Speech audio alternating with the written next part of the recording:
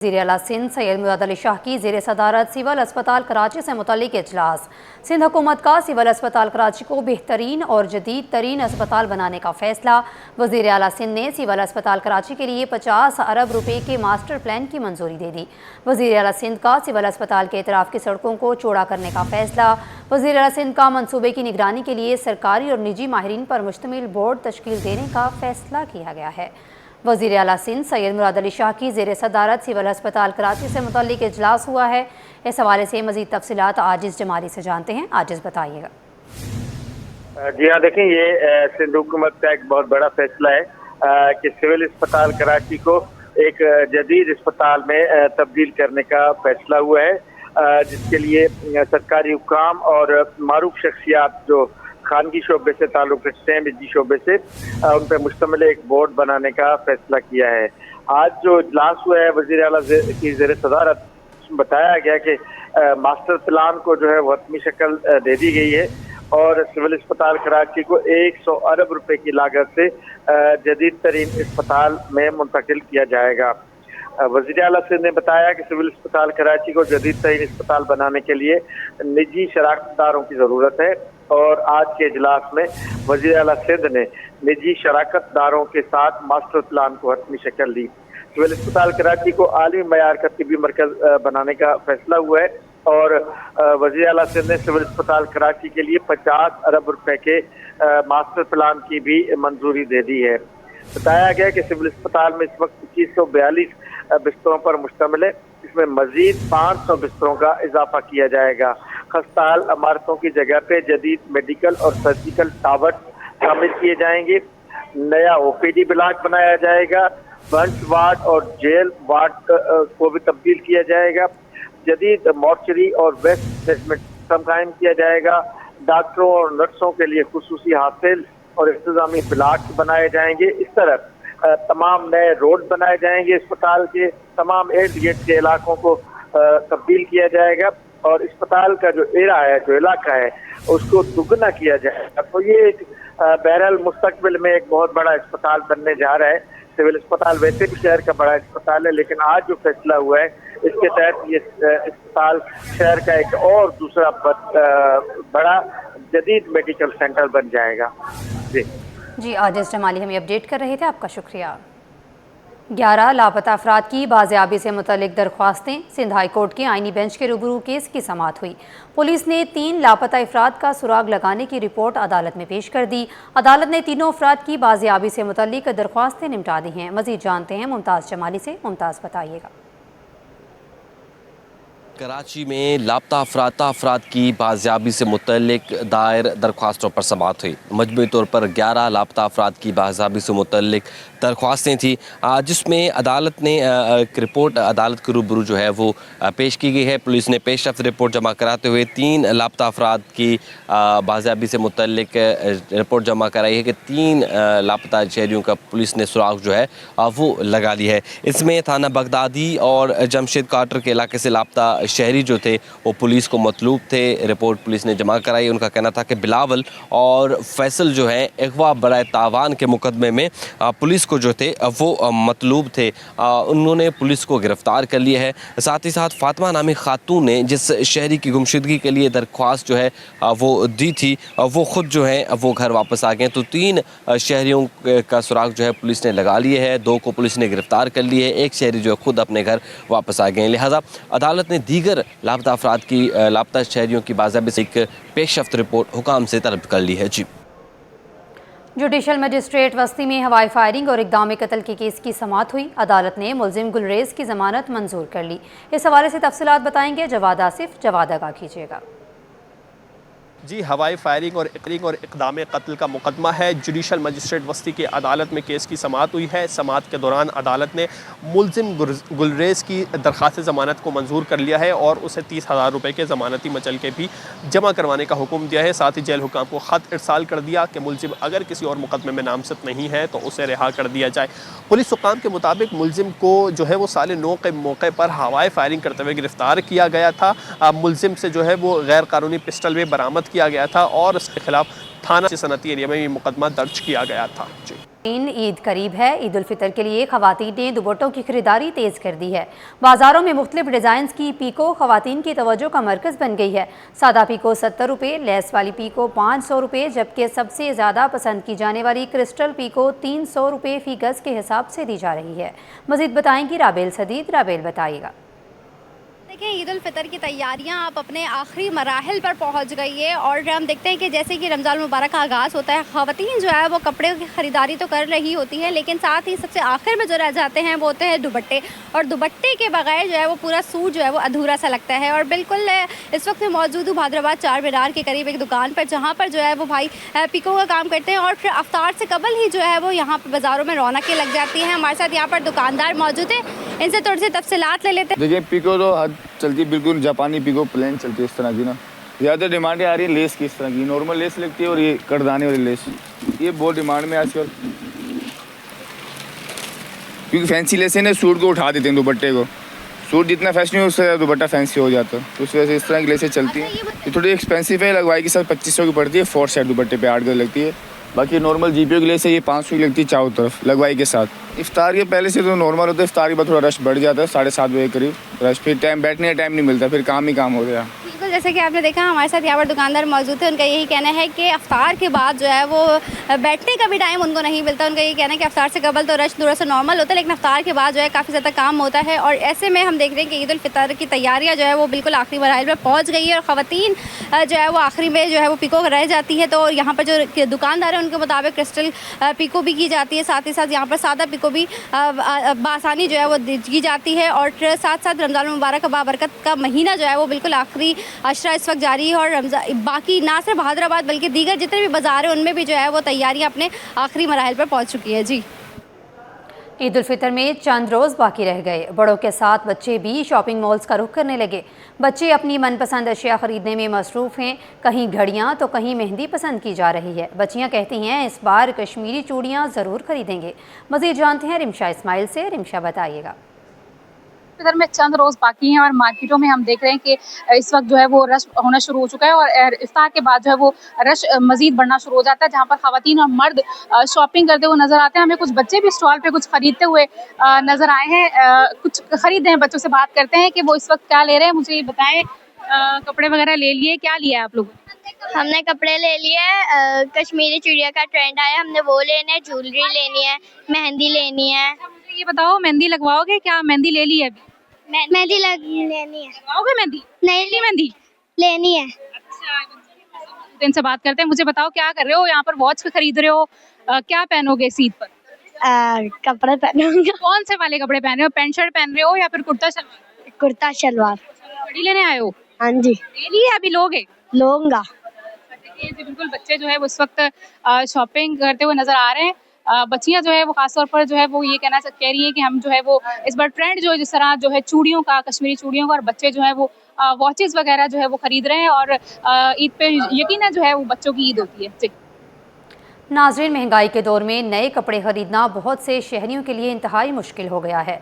मच्छर कॉलोनी में पुराने मर्दाना शलवार कमीज़ फ़रोख्त करने वालों ने मुनफरिद बाज़ार लगा लिया है। यहाँ सेकेंड हैंड कपड़े सिर्फ 400 से 500 रुपये में दस्तयाब हैं। ईद करीब आते ही बाज़ार में ख़रीदारों की तादाद में नुमाया इजाफा हो गया है। मज़ीद जानते हैं रिजवान अहमद से। रिजवान बताइएगा।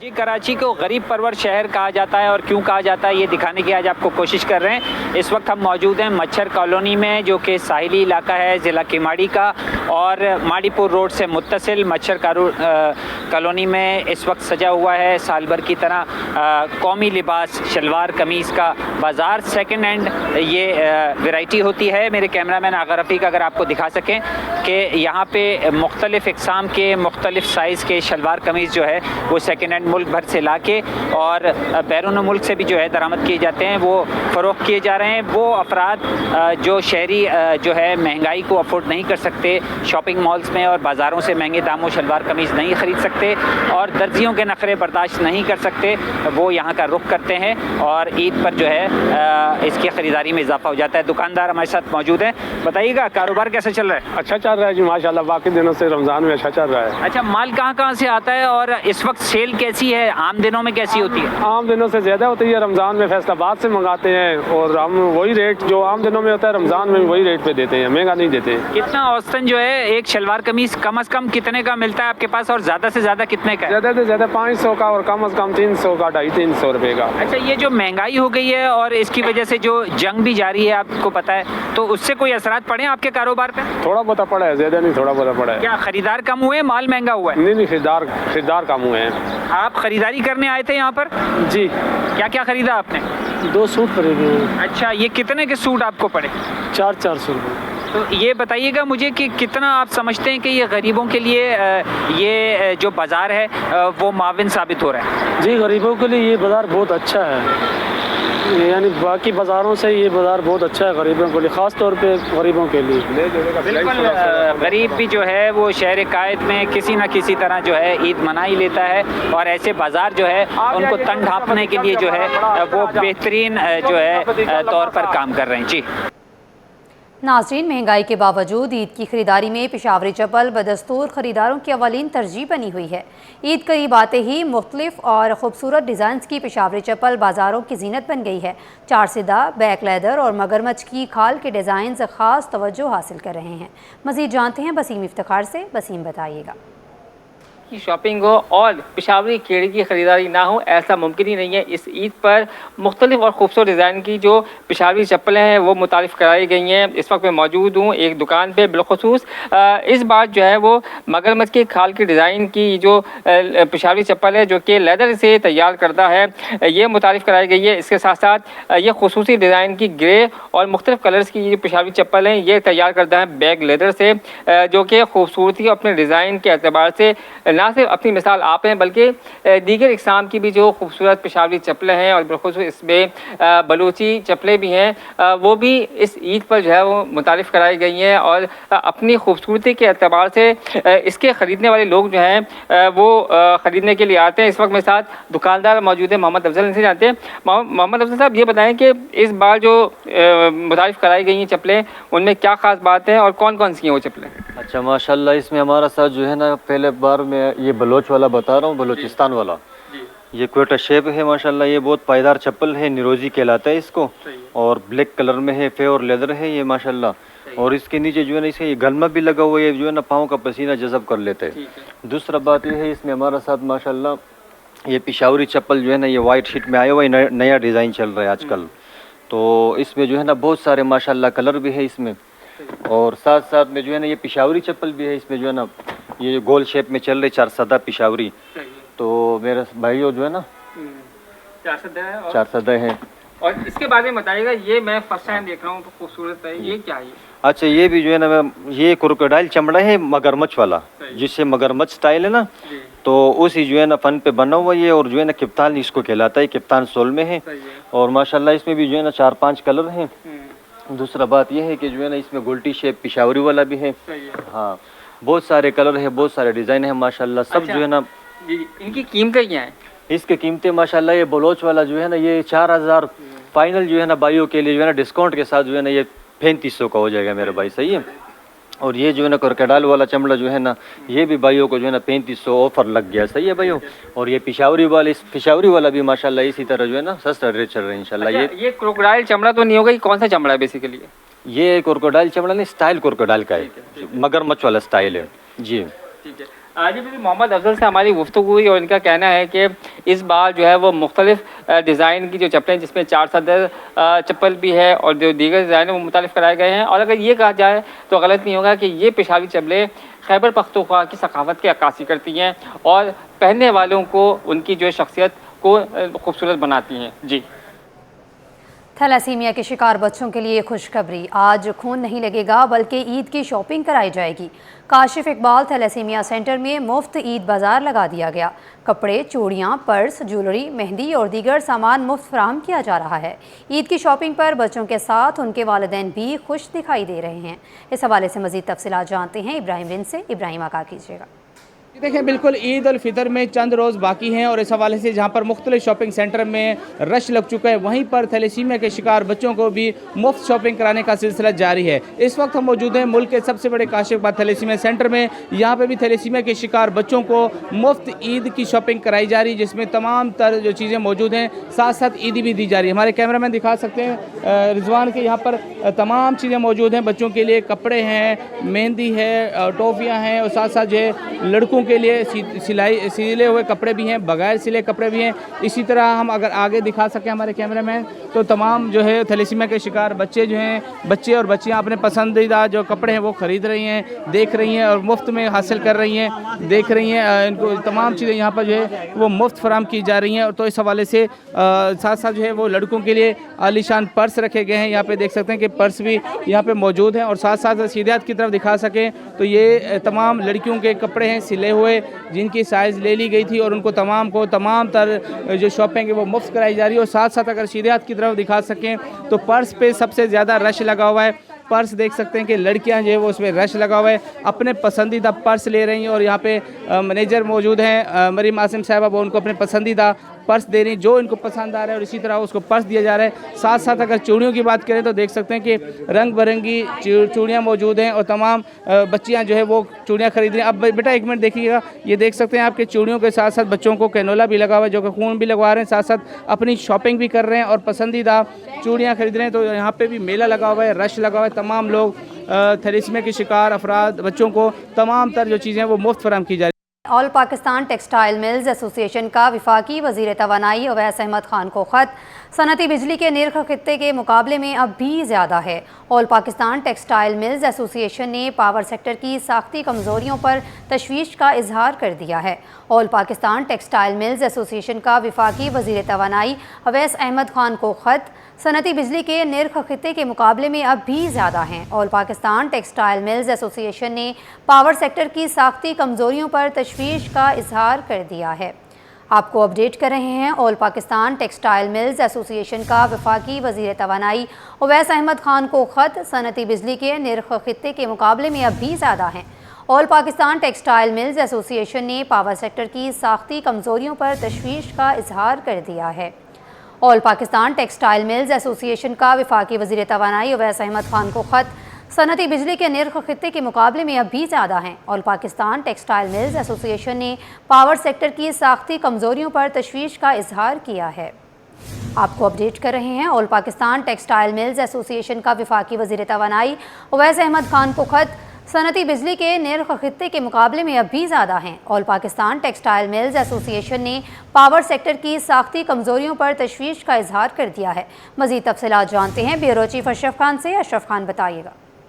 जी, यहाँ पे देखा जाए और पाकिस्तान टेक्सटाइल मिल एसोसिएशन का वफाकी वज़ीर तवानाई अवैस अहमद खान लगाली को खत लिखा है, जिसमें सनती बिजली के निर्ख खित्ते के मुकाबले में अब भी बहुत ज़्यादा है। ये कहा गया है और पाकिस्तान टेक्सटाइल मिल एसोसिएशन ने पावर सेक्टर की साख्ती कमजोरियों पर तशवीश का इजहार कर दिया, जिसमें कहा है कि पाकिस्तान में सनती बिजली तकरीबन 12 सेंट फी यूनिट है, जबकि इलाकाई मियाद जो 7 से 8 सेंट फी यूनिट है और इससे पाकिस्तान का मुकाबला करना मुश्किल हो गया। साथ ही कहा है कि सस्ती बिजली के जराए जैसे थर्कोल और विंड पावर मुकम्मल तौर पर इस्तेमाल न होने का इंकशाफ कर दिया। खत में तमाम डिटेल बताई कि ट्रांसमिशन मसाइल के बाइस जो जनूबी जो है सस्ती बिजली शुमाली मराकज तक नहीं पहुँच पा रही है, जिससे पैदावारी लागत बढ़ गई है। जिसमें बताया है कि इजाफी पैदावारी सलाहियत के बावजूद ईंधन लागत और टैरिफ में इजाफा हुआ है। वफाकी वजीर से फौरी पॉलिसी इक़दाम का मुतालबा किया है एप्टेमा ने और बरामदात के फरोग के लिए मुसाबती बिजली जरूरी करार दे दी है। और एप्टेमा ने कोयले से बिजली की पावर प्लांट की भी लिंक की रिपोर्ट दी है, जिसने बताया कि माली साल 2024-25 में कोयले से सबसे सस्ती बिजली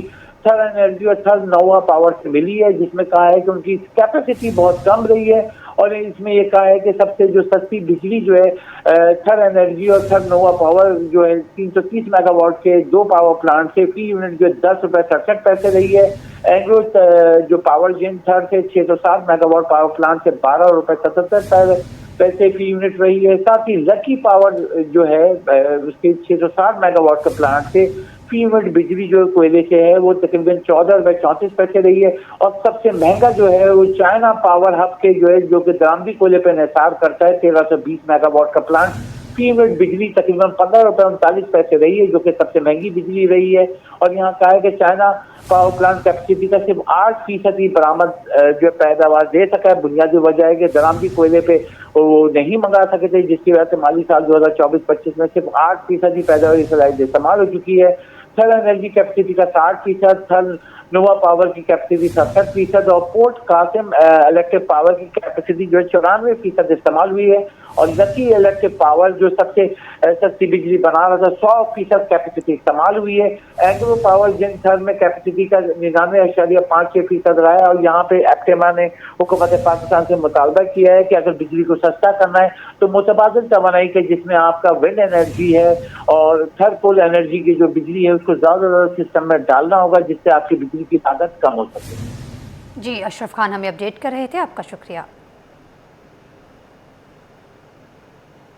खबरों का सिलसिला आगे बढ़ाते हुए आपको बताएं, मशरिक़ वस्ता की जंग से कराची के ताजिर मुतासिर हो गए। कराची चैम्बर ऑफ कॉमर्स के कायम मुकाम सदर ने तहफ़्फ़ुज़ात का इजहार कर दिया।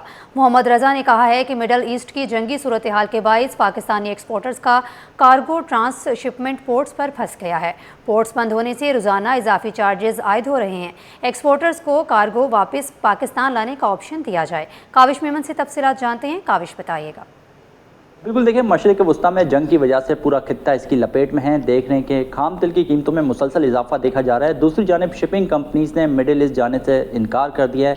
इकॉनमी पर क्या इसके असरात मुरतब होंगे, इसी हवाले से मेरे साथ बात करने के लिए कराची चैम्बर ऑफ कॉमर्स के कायम मकाम सदर मोहम्मद रज़ा मौजूद है। रज़ा साहब बताइएगा। हम यही समझते हैं कि अगर ये जंग चलती रही तो मज़ीद ऑयल की प्राइसेस बढ़ जाएंगी और उससे तमाम दुनिया में एक रिसेशन जैसा माहौल आ सकता है।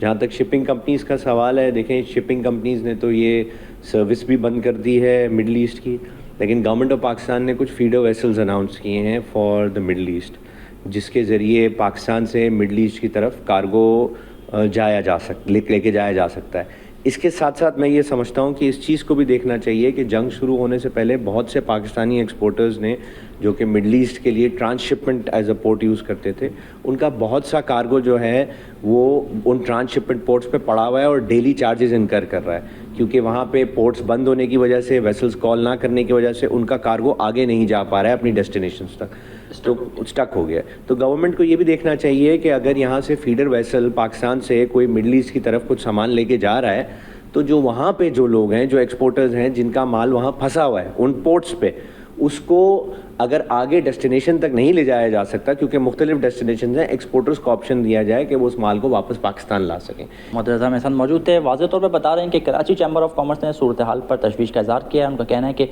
शिपिंग कंपनीज ने भी सूरत हाल से फ़ायदा उठाते हुए वॉर रिस्क चार्जेस लगा दिए हैं। जी, मलीर बी एरिया में गैस लोड शेडिंग के बायस मकीनों की मुश्किलात बढ़ गई हैं। गैस की फराहमी में तातुल से ख़वातीन को खाना पकाने, पानी गर्म करने और दीगर ज़रूरी कामों में दुश्वारी का सामना है। आगाह करेंगी दुआ शकील प्राचा। दुआ बताइएगा।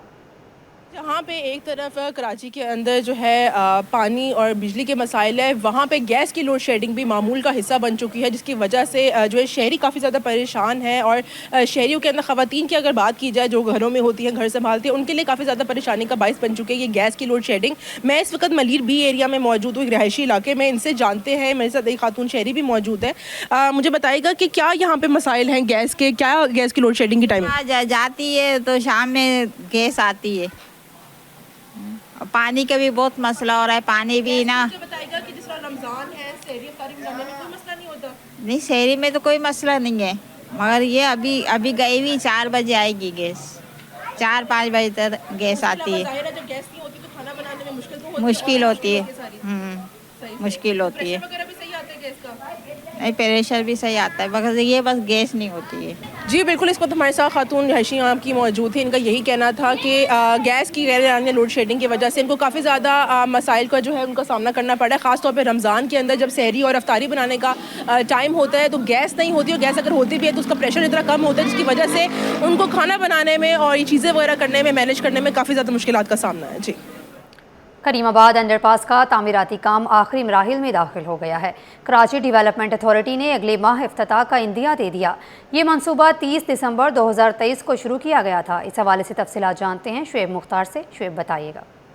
बिल्कुल, इस वक्त मैं कराची डेवलपमेंट अथॉरिटी की जानिब से बनाए जाने वाले करीमाबाद अंडरपास पर मौजूद हूँ, जिसका तामीराती काम जो है तेजी से जारी है।